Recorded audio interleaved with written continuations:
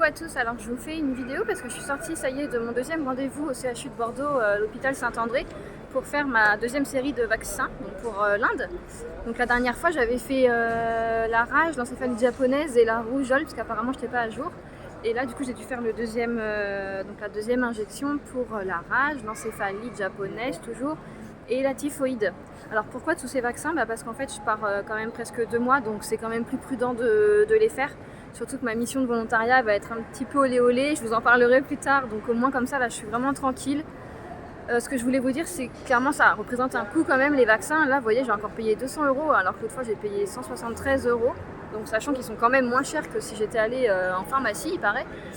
Du coup à la fin de la vidéo je vais vous mettre une grille tarifaire, pour voir un petit peu les prix pratiqués au CHU. Voilà, donc pour ceux que ça intéresserait de se faire vacciner avant les voyages.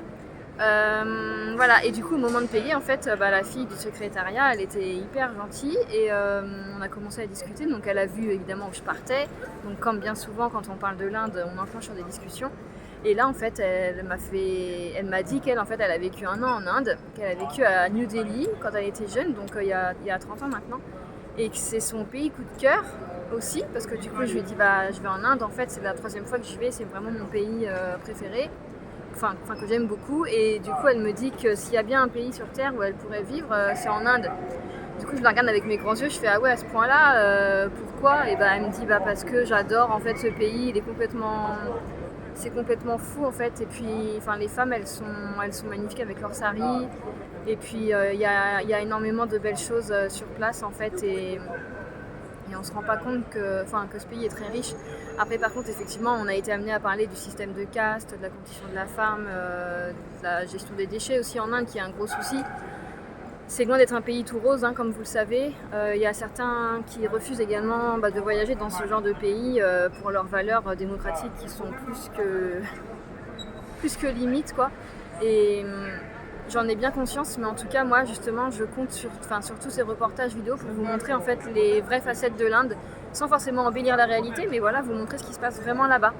Et donc en tout cas cette personne elle m'a vraiment encouragée à y aller, en plus elle me dit oui mais regardez, c'est sûr que les vaccins ils vous coûtent cher, mais franchement vous pouvez en profiter pour y retourner, parce que au moins là ils sont valables 10 ans, ou il y en a qui sont valables à vie avec il y en a qui nécessitent des rappels, mais pas tous. Elle me dit franchement profitez-en pour y retourner. Je dis oui, en plus j'ai un visa qui est valable 1 an avec des entrées multiples, donc clairement si j'ai envie d'y retourner en 2024 je pourrais. Et elle me dit oui, et puis qui sait, peut-être qu'un jour vous y vivrez même en Inde. Du coup je la regarde, je dis me dites pas ça 2 fois, franchement je lui ai dit là actuellement je sais pas du tout où j'en suis, mais tout est possible avec moi et je suis super ouverte aux opportunités, donc si je vais là-bas aussi c'est pour voir en fait ce qui m'attend, parce que j'ai toujours eu en moi une petite flamme qui m'appelle en fait en Inde. Je ne sais pas ce que j'ai à faire, mais je sens que j'ai une mission à accomplir là-bas. Donc peut-être que c'est ma mission de volontariat et peut-être que ça va déboucher sur d'autres choses, je ne sais pas. En tout cas, je vais vous révéler un petit peu quelque chose de plus quand même aujourd'hui sur ma destination un peu plus précisément. Donc ok, je vais en Inde, mais l'Inde c'est immense, il y a plein de régions. Et là donc je vais prendre l'avion de Charles de Gaulle jusqu'à Chennai. Donc Chennai, anciennement Madras il me semble. Et Chennai, pourquoi Chennai? Parce qu'en fait c'est au-dessus de Pondichéry. Pondichéry c'est une ville où je voulais aller depuis longtemps, c'est un ancien comptoir français, pour ceux qui connaissent. Et du coup il y a beaucoup de Français qui vivent là-bas, donc c'est une ville un peu atypique aussi, avec une architecture particulière, un peu différente du reste de l'Inde. Donc voilà, je suis curieuse d'aller là-bas. Donc pour l'instant je vous dis juste ça, que je vais à Pondichéry, je vous en dis pas plus sur la mission, je vous dévoilerai tout ça au fil des prochains jours. En tout cas je peaufine là mon backpack, donc mon sac à dos est bientôt prêt, et je vous montrerai tout ça, tout ce qu'on peut mettre à l'intérieur d'un sac à dos, comment l'optimiser, quelles choses emmener évidemment pour pas trop s'encombrer, pour que ce soit léger et optimal. Voilà, sachant que je pars quand même 2 mois, donc il faut pas mal d'affaires. Mais vous allez voir que je vais me suffire de très très peu, ce qui est un peu incroyable pour moi parce que j'ai beaucoup d'affaires chez moi. Ceux qui me connaissent, ils doivent halluciner. Mais bon, je vous raconterai tout ça en temps voulu. Pour l'instant, voilà, c'était le point vaccin.